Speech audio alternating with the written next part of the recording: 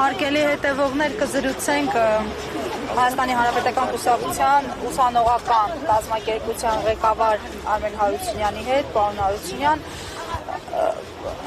հերթական դատարանի բակում ենք հանդիպում, ավանդույթ է կարծեք դարձել, օրինակ ինչ անել, ինչ է անում ընդդիմությունը, որ սա չդառնա այսպես օրինաչափություն եւ բացառություններ լինեն ու ինչ որ մի օր այո ձեր ընդդիմության պայքարը հաջողի։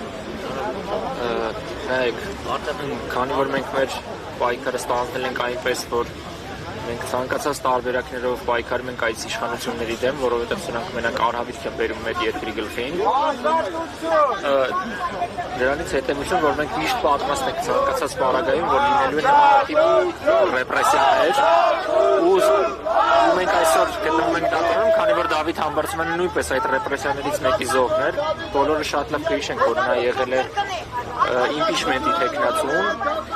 ու երբ որ սկսվեց արդեն թափ հավաքել իմպիչմենտի թեման, նրան ուղղակի մի քանի տարի առաջվա վաղեմության գործով, որտեղ որ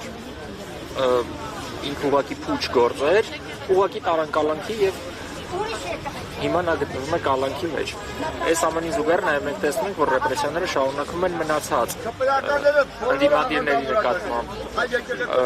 Նրանք նաև մի բառի համար կալանավորեցին Ազգենին եւ Նարեկին, իսկ Նարեկը արդեն 10 օրից ավել է գտնվում է հացադուլի մեջ, իսկ սրանք դրա ուղղությամբ նույնպես մատեմատներին չեն տալիս ընդհանրապես, ավելին ասեմ նրան տարել էին մեկուսարան, որտեղ որ պայմանները շատ ավելի վատ են, քան սովորական խցերում, այսինքն սրանք իրենց ձեռքը գտնվող ցանկացած լծակը օգտագործում են, որպեսզի լրացնեն ընդդիմադիրներին, ովքեր որ նրանց բոլոր ոչրագործությունները ջրի երես են հանում։ Հասկանալի է ձեր տեսակետը, ամեն դեպքում լուծումը, հանգուցալուծումը դուք ինչպես եք տեսնում։ Հանգուցալուծումը մենք տեսնում ենք անընդհատ պայքարելով, քանի որ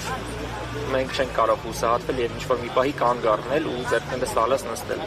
Եվ այդ ընթացքում մենք իհարկե հասկանում ենք, որ իշխանությունը հնարավոր բոլոր ռեպրեսիաները մեր նկատմամբ կիրառելու է, իսկ մենք դրան պատրաստ ենք ու դա մեզ չի վախեցնելու։ Շնորհակալ եմ շատ։